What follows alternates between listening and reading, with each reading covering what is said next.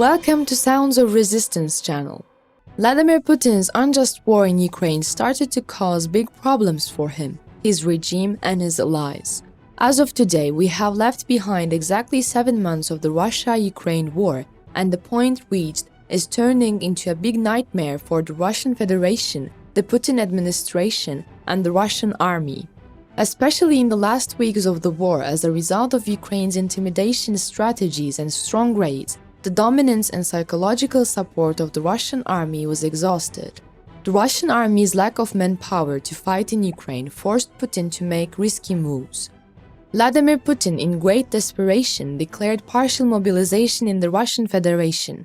However, this move was perhaps the biggest mistake Putin made in his military and diplomatic life. Massive protests are currently taking place in all regions and cities of the Russian Federation. Hundreds of thousands of Russian citizens are starting an uprising in the streets. Molotov cocktails are blown up and Russian government and military buildings are set on fire. In Russia, the reactions to the war and Putin's unnecessary mobilization are growing very harsh and avalanche. Russia's cities are boiling like a witch's cauldron, and soon Putin may be thrown into the cauldron. Hundreds of thousands of Russians protested violently, particularly in St. Petersburg and Moscow, and set the conscription buildings on fire. Moscow and Putin's hometown of St. Petersburg are burning like hell with Russian anger. Now let's dive into Russia, where very striking developments, uprisings, rebellions took place, and which is on the way to a great revolution. The Russian people are quite angry with their leaders. Things are about to get out of hand in Russia. The Russian people take to the streets every night to continue their protest against the Ukraine-Russia war. The Russian administration, on the other hand, continues to do what is expected of them. Thousands of anti-war Russian citizens were arrested and detained. But the last decision of the Russian administration was the straw. Russian leader Putin announced a partial mobilization across the country the other day. Immediately after announcing this mobilization announcement on one of the Russian state TV channels, Russian leader Putin began to react first from his own parliament and then from the Russian people.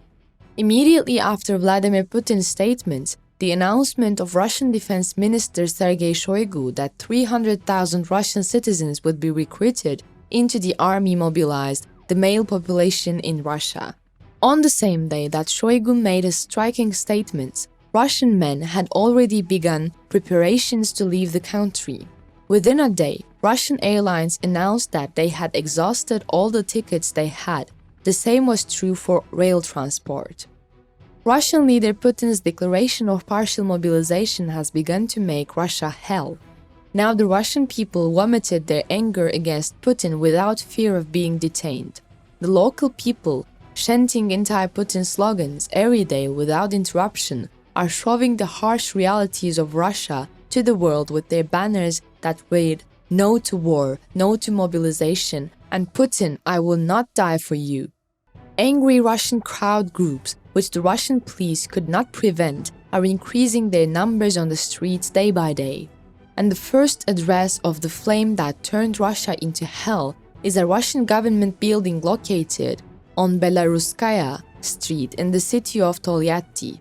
Last night, the Russian government building, which suddenly surrendered itself to the flames, was destroyed in half an hour.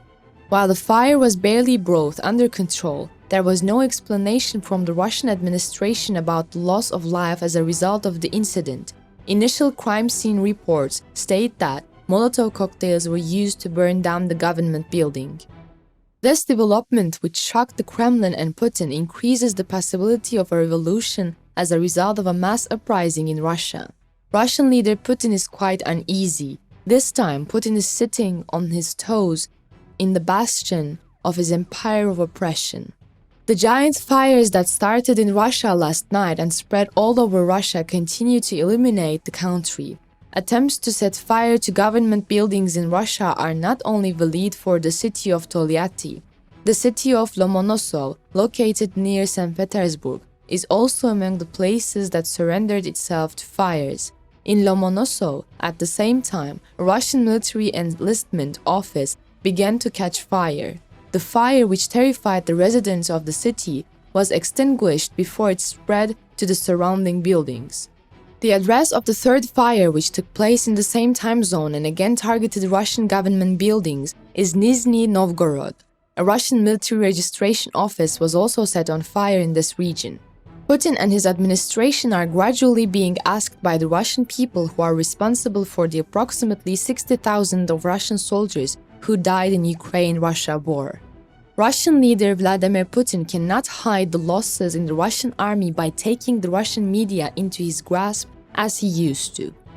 Putin, who concealed the losses in the Russian army from his people by playing the Russian state television channels like toys about a month ago, is now in a serious dilemma.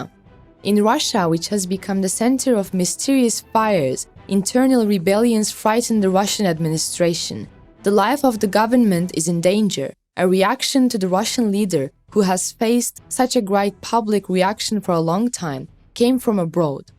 Slovakia's defense minister, Jaroslav Nad, described Putin's declaration of partial mobilization across the country as the Russian leader's pitifulness. Nad made striking statements about Putin's decision to recruit 300,000 Russian citizens into the army. The statements of the Slovak defense minister: "When Russian mothers start asking Putin for their children's account, there will be a very complex political chaos. The president of the Russian Federation will eventually be overthrown," created a sensation on the world agenda. Reiterating that this decision made by Vladimir Putin while the Russian army was crying blood would lead to very serious consequences. Slovak Defense Minister Nad underlined that the Russian people also opposed the mobilization decision. Another blow came as a slap from the Slovak Defense Minister to the Russian leader. Right after his opposing rhetoric, Nad stated that Slovakia will stand by Ukraine in every sense if the Ukrainian army and administration continue their struggle against the Russian aggressive stance. The Slovak defense minister almost vomited his anger at the Russian leader.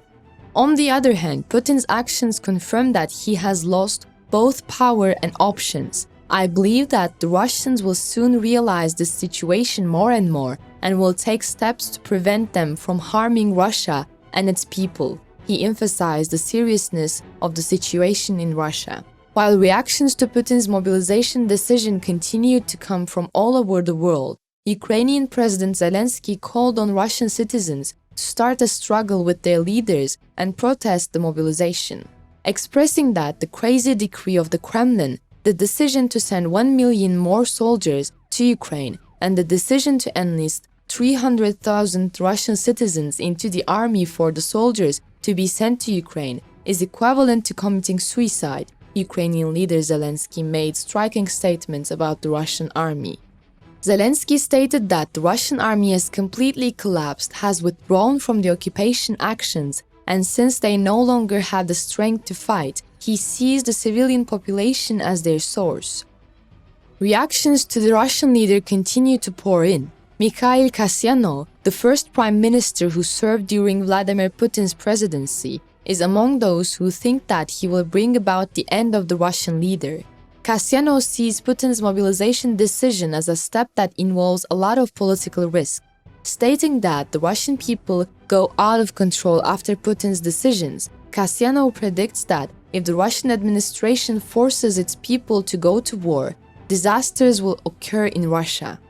Now let's look at the situation in Russia from a broad perspective. First of all, is the Russian leader aware that his end is coming? Is he making these moves on purpose? Or is he resisting the negotiation process just to keep his reputation from being trampled on? We know that if he withdraws from the war, he will not be able to sit in the seat of the Russian leader as before. The anger of the Russians against Putin is not going to subside. In addition, Russian oligarchs, Kremlin residents, and even Russian elites now think that Putin's time is running out and that the administration needs to be changed as soon as possible. What if it's not withdrawn? That's when things seem much more complicated. The complete subjugation of the Ukrainian army to Russia will be a serious end to Putin, not just politically. Follow us to be informed about the developments. Thanks for watching.